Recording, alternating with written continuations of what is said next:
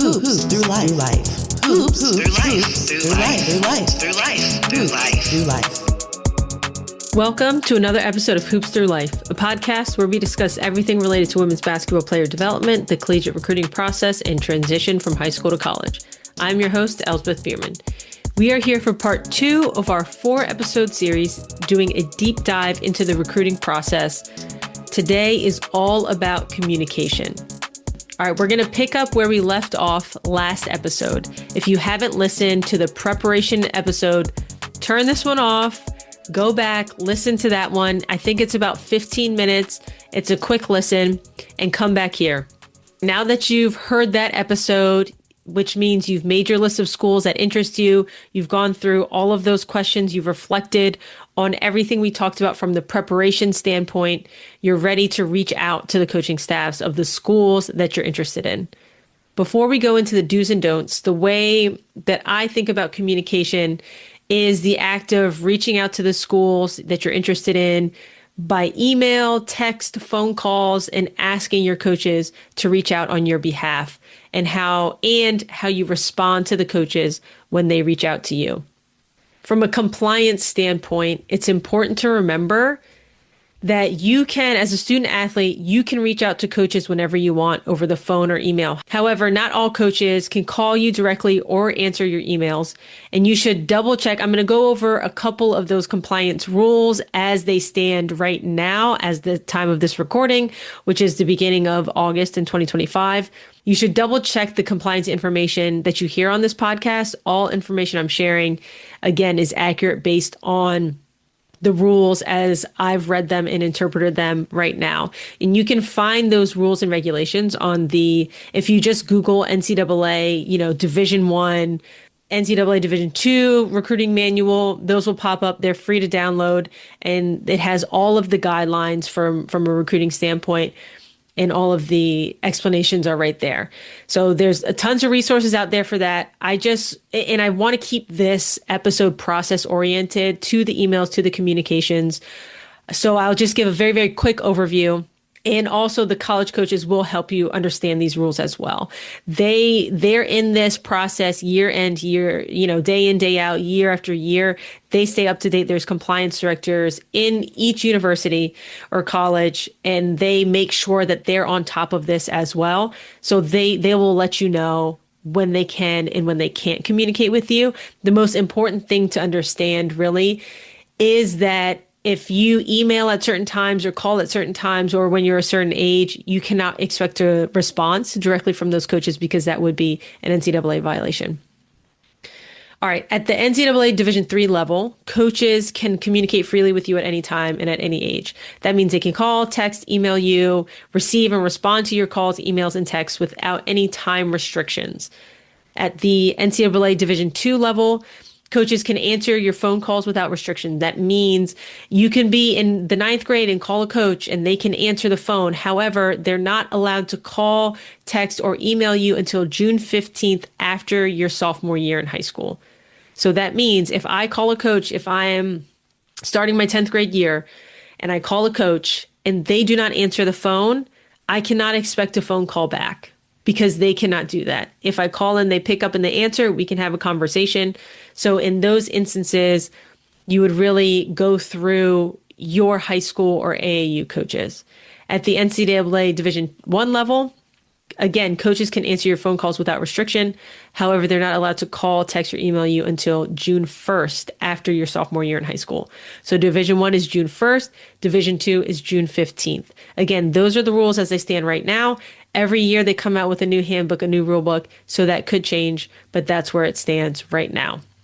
If you want to express interest, I kind of touched on this just now, but if you want to express interest in a Division I or Division II program before those dates, you can ask your high school or AAU coaches to reach out on your behalf and then fill out their recruiting questionnaires on the school's websites. A lot of times, let's say you hear you hear this and you say, okay, well then how are people getting offered 8th grade, 9th grade, 10th grade? How does that happen when they're not actually allowed to communicate directly? What that looks like is you go to whatever high school you go to, or you play in whatever AAU program you play on. Coaches are at those tournaments. They reach out to the coach, say, hey, I really like blah, blah, blah on this team, number whatever, number 10, number 11, whatever number you are. Okay, great. I'll let them know. And they can help facilitate those conversations between coaches and prospective student athletes. If a school is interested in you, before you get to that point, you will know. They will let that be known. They will. So I also don't want you to think, okay, I'm in ninth grade, I'm in 10th grade. I had a great AAU season. My high school and AAU coach, they're saying that they're not telling me that any school is interested in me. Take that as maybe in this moment in time, your skills aren't at where the level of to get college interest. And that's okay. That's information. Now you know that you need to work on your skills. Ask your coaches, talk to them. What do I need to work on? How do I get noticed? Not how do I get noticed, but what do I need to do to stand out on the court? What skills, where do you see my skills going? And ask all of those questions. Because if a institution is interested in you, that will be known. Don't forget that. Let's get to sending emails. So you've done the preparation point. You're ready to send an email. First thing is I would create an email account just for recruiting or just for the college process. If you have a personal email that's outside of your school email already, use that one. Just make sure that it's an appropriate name. A lot of times I will recommend the most basic thing, which is just your first name, last name at gmail.com. The reason that I recommend this is because sometimes school emails sometimes they have really tight restrictions on who can and can't email you at your high school email address, which is good because they need to have those protections for you. But that sometimes means that coaches' emails get filtered out and you don't want that to happen. So you've created your own email account. Now you're ready to reach out to coaches that you're interested of the schools that you're interested in. This is what I would include in an email from the interviews that I've done with coaches. This is what they would recommend you include as well. The first thing to remember is when coaches get an email, they get hundreds of emails weekly, some daily, from prospective student athletes that are interested in their institution. So how do you stand out? That's the biggest thing. How do you stand out? How do you stand out? And because they don't have all the time in the world to filter through emails, they have so many other things to do. This is generally what they do. I get an email from a prospective student athlete.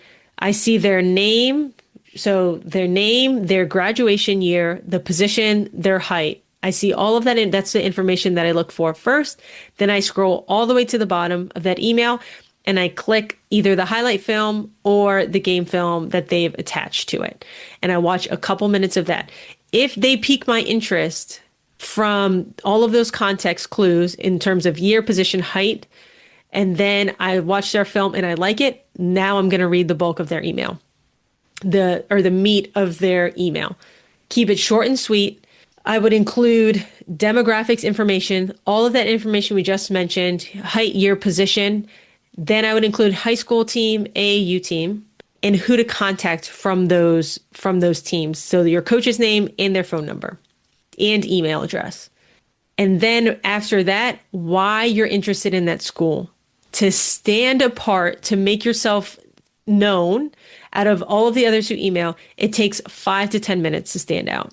5 to 10 minutes of a little bit of research.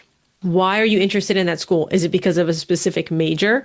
Is it because of you've noticed that a lot of the women on the team are in that major, so it makes you feel comfortable that they're able to accommodate that? Have you followed them for a long time? Is it your dream to go to that school? Tell them why you're interested in that school. That goes a long way. So once you have all of those pieces of the email, double check your email for spelling errors and make sure you're addressing the right coach in school. Coaches tell me a lot how, okay, it was clearly a copy and paste type of situation because they also addressed the wrong coach. And that's not something that will immediately cross your name off of the list for every institution, because coaches understand that you're busy, mistakes happen, but it's something that they notice. It's something that they put in that was interesting. Maybe that was out of the ordinary, but I don't know. It's something that I'm taking note of. Avoid shorthand slang. Once coaches get to know you and they get to know your personality and you get to know their personality, you can start to allow yourself to show more of your personality. I'm not saying don't show your personality, but understand that you're presenting yourself as a professional person. And so that's the vibe that you want to put off. And professional means to me ability to use complete sentences, ability to use punctuation in the correct way, ability to put a sentence together. And I've received emails and I've had coaches receive emails where it's one run on sentence and there's maybe one period in there. That's not who you want to be. You want to make sure that you can communicate effectively. If you need to use ChatGPT or any AI tool, that's fine. Use your resources. I'm not saying don't use your resources, but make sure you edit it to reflect your voice, to be in your own words. Coaches can tell when you're using technology and it just sounds robotic because a robot is essentially writing it for you, right? Sometimes it uses weird words and phrases. You can help it. You can use those tools to help you put together something, but make sure that you put it in your own words. And then with the highlight and game film, make sure you tell them what number you are, the color jersey you are. They should be able to tell who the highlight film is about. If they can't tell who you are on a highlight film, that's an indicator to you of, oh, maybe I need to work on my skills a little bit more, but definitely tell them the number and the color jersey. For the full game film, if you don't start, that's okay. Give them the timestamp of the video, not in the game, of the video of where you start. So that, or where you come into the game. So let's say, for example, the game film is 35 minutes long. Let's say you came in with 4 minutes left in the first quarter or first half, whatever it is. Let's say it's a high school game. You came in with 4 minutes left in the first quarter. Don't say I came in with 4 minutes left in the first quarter. A lot of times these high school films, they don't always pan to see the time on the clock, so they have no idea. Instead, the game is 35 minutes long. 4 minutes left of the first quarter is 8 minutes into the video. Say I come in at the 8-minute mark of the video. That way they can just fast forward to there if they want, and they can start from there. Definitely tell them your jersey number and the color of your team. The last component of this email is you want to help to move the conversation forward. Every time you're talking to a coach, the goal is to move the conversation forward, move the relationship down the line. If you think about a road, right, you're starting at the beginning of the road. This is the recruiting process. And the end of the road is committing to a college or a university, and you spend your career there. That's the end of the road. Every time you talk to a coach, you want to move down the road. You want to take steps towards that end point.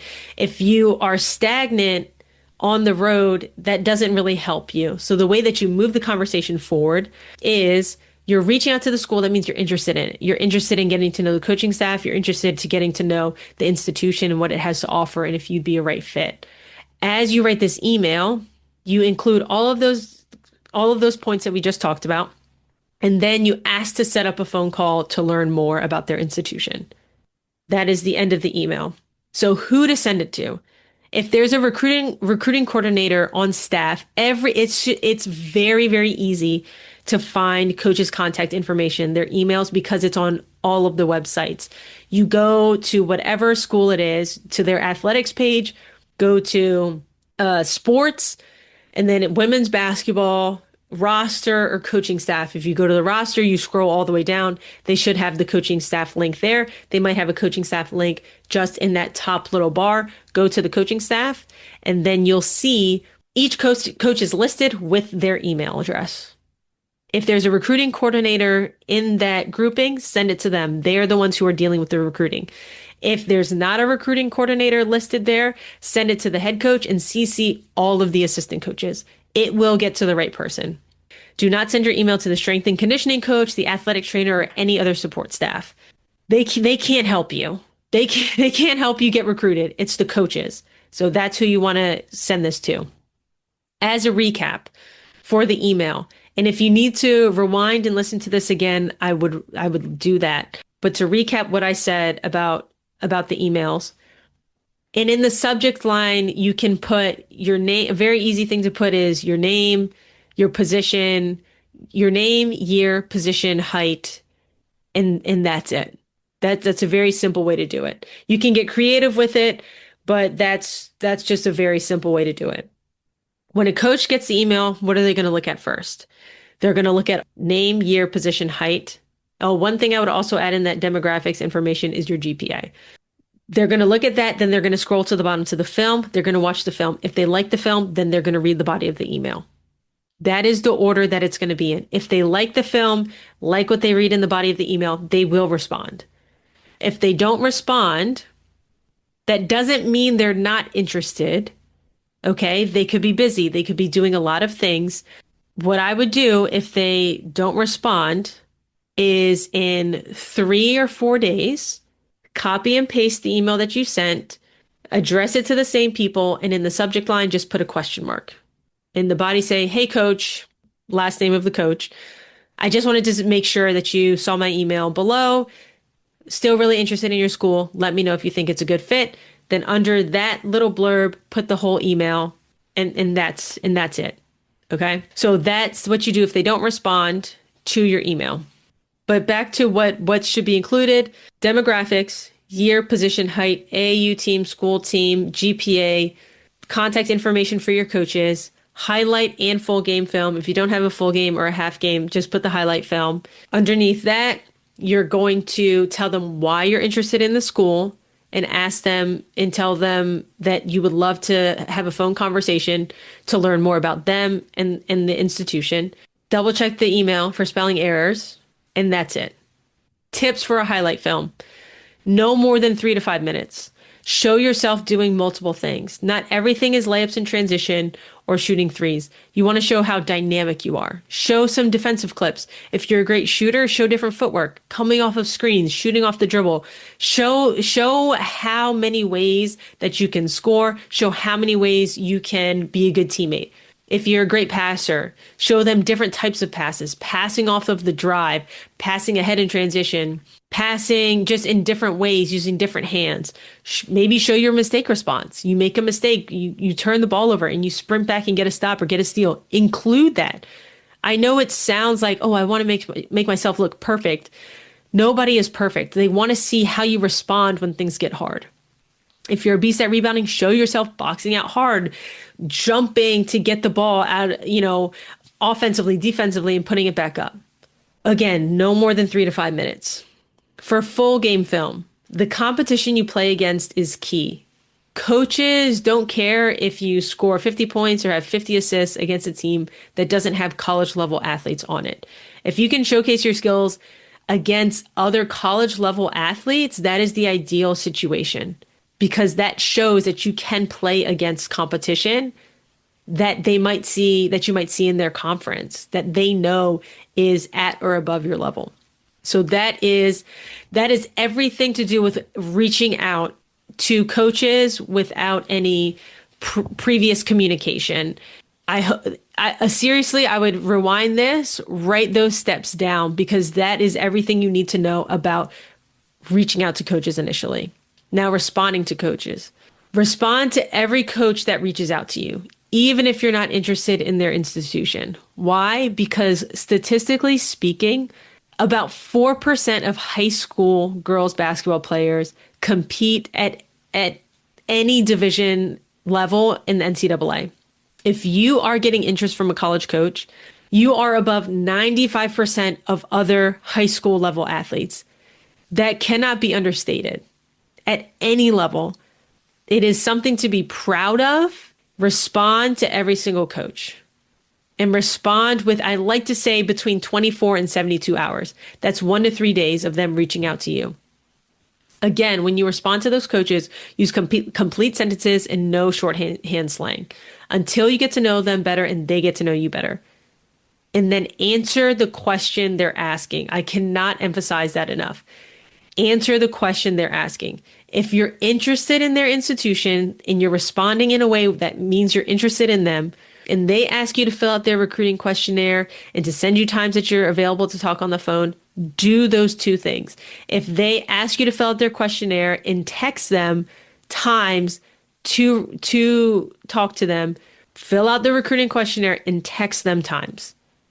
It sounds very, very simple, but this is where a lot of athletes get it wrong, is they don't communicate effectively to coaches when they're asking them to do things. If you are getting interest from a Division I or Division II school, that means there's money on the table. There's scholarship money on the table.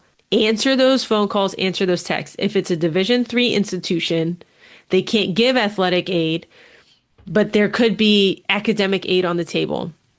Answer the questions that they're asking you to do. If you're not interested in the institution, respond to the coach and tell them that. Say something along the lines of, thank you so much for reaching out. I've decided to go in a different direction in the recruiting process. If anything changes, I'll be sure to let you know. If they don't have your intended major and that's why you're not interested, tell them that. Let's say it's a Division III school and you're looking at Division II schools, or it's a Division II school and you're looking at Division I schools, or if it's a huge institution and you're looking for a small institution, if it's a big institution and you're looking for a smaller institution, or vice versa, tell them that. If it's because it's not the level that you think that you're at, I honestly wouldn't tell them that, because you never know. You can always come back. So I would just say, thank you so much for reaching out. I've decided to go in a different direction. If anything changes, I'll let you know. Coaches here no more than they hear yes. You aren't hurting anyone's feelings, I promise you. This is part of learning how to communicate. There's so much movement in the coaching community in terms of coaches leaving and going to different institutions. The coach of the institution you're not interested in now may become part of the coaching staff of your dream school. You never know. You never know. So you never want to ghost, and you never want to burn any bridges. All right, now for phone calls and texts. And again, all of this communication I'm talking about right now in responding to emails, that's all have to do with when you're at the age where you can receive communications from coaches without any restrictions. So again, Division III at any time, those NCAA Division IIs and ones, that's after those June periods, after you're following your sophomore year, your 10th grade year. Phone calls and texts. Again, respond within 24 to 48 hours. That's 1 to 2 days. If you miss a call, schedule a time to return the call within 1 to 2 days. If you have a scheduled phone call, be ready in a quiet space about 5 minutes before the call. Be prepared to ask questions. Be prepared to answer questions. In these initial phone calls, nerves can play a role. I understand that. You also remember that college coaches do hundreds of these calls. They've done hundreds of these calls with student athletes who are nervous, who are not nervous, and everything in between. They're ready to guide you through this phone call. The most important thing you can do is just try to be relaxed as best as you can and just have a conversation as if they're a normal human being. There have been many times when I talk to a student athlete and they're answering me with one-word answers. Yes, no. And there's like no give and take. And it feels like I'm pulling teeth. And other coaches have told me that too. It's all it is a conversation, and they will guide you. They will ask questions, and they'll leave space for you to ask questions as well. And it's not, the first phone call is really just for them to introduce themselves, maybe introduce a couple facts about their institution, get to know you a little bit better, see what your priorities are as you're navigating through this process. And it's just a time to just get to know one another. It's not life or death. It's not, tipping the scale one way or the other. It's just saying, hey, are we ready to move to the next phase of this process? If they ask, in terms of the conversation, if they ask you how you're doing, answer them and ask them back. Hey, how was your day? It was great. I had basketball practice and then I did some homework. What about you? Having that response is just super helpful as it pertains to like the ping pong or the give and take of a conversation. Though the questions that you should be prepared to ask is they'll most likely ask you questions about how your season is going, what you're enjoying about school in that moment, or what you're looking forward to about school, and your other interests outside of basketball. Do you have siblings? How is your relationship with them? Do you like to hang out with them? What types of things do you do? Are you listening to anything cool, watching anything fun? Just interests about your life outside of basketball. And you can feel free to ask them any questions that come up. What their school is like, what they look for when they're recruiting athletes, what they like about you, maybe what had them interested in you to have this phone call, and just anything that really comes up throughout this conversation.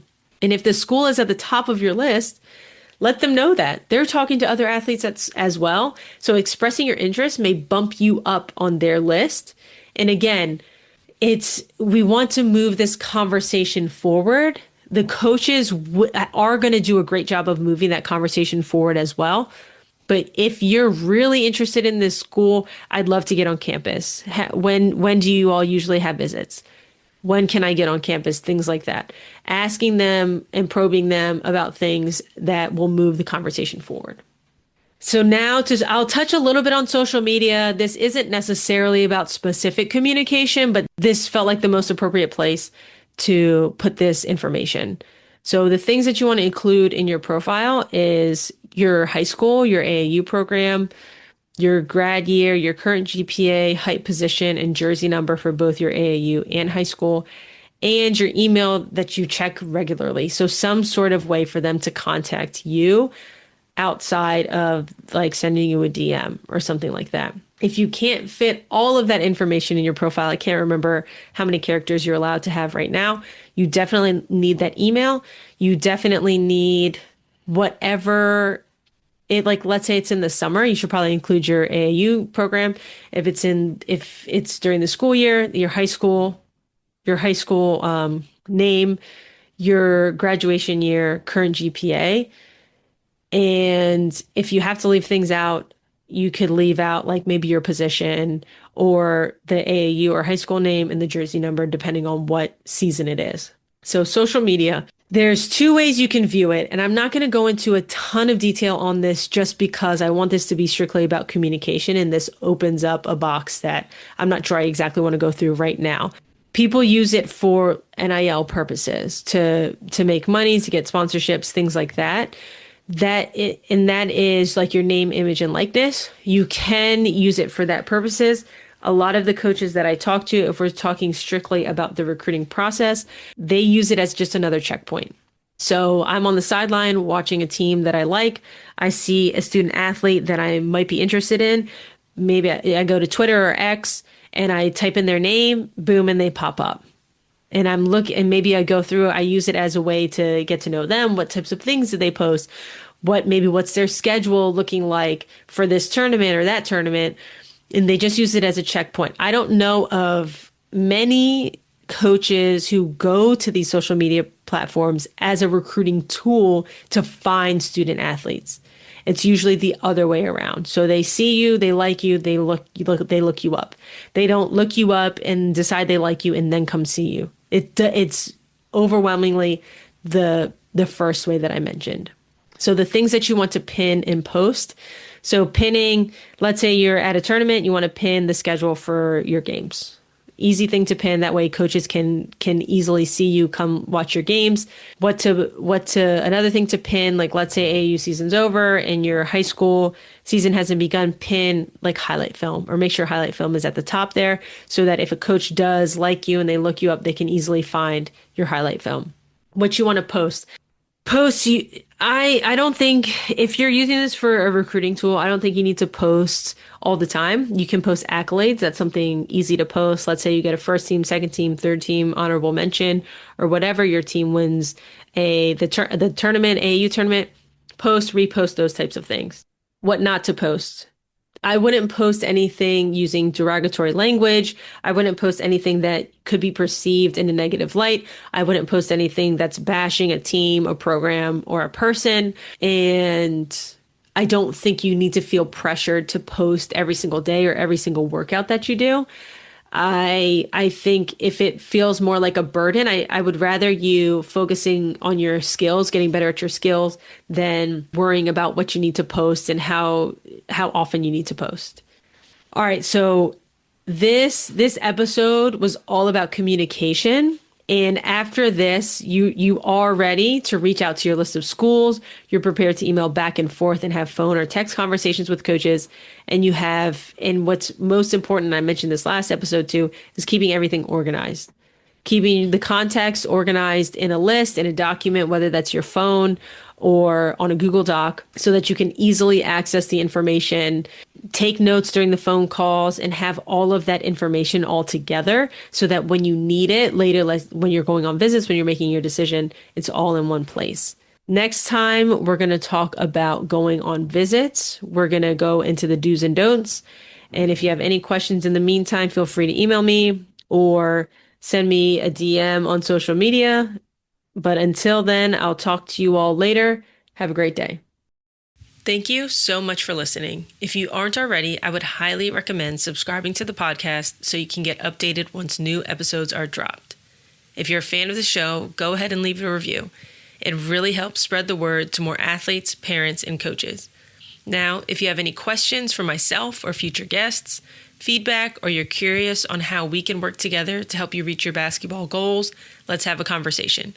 Feel free to email me at l@hoopsthroughlife.com today to set that up. That's el@hoopsthroughlife.com. Thank you, and I look forward to hearing from you soon.